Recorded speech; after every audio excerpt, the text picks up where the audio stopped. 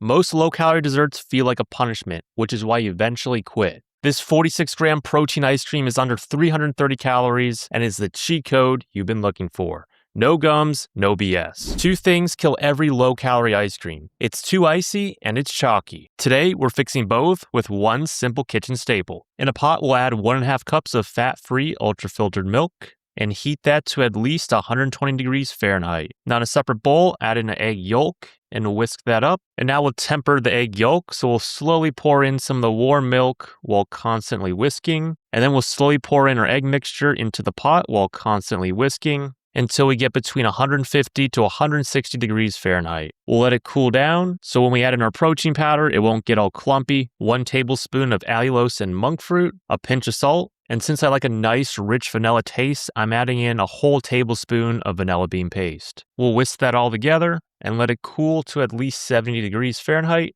We'll now put it into our pint. I'll give it one more blend using an immersion blender. And then we'll drop it into the freezer for 24 hours. Let's go ahead and spin it, and we're gonna go light ice cream setting. See how it looks? It's definitely thick, and do not need another respin. One spin's gonna be good enough. This is super creamy. The entire pint has 315 calories and 46 grams of protein. So texture is good, but let's see how it tastes.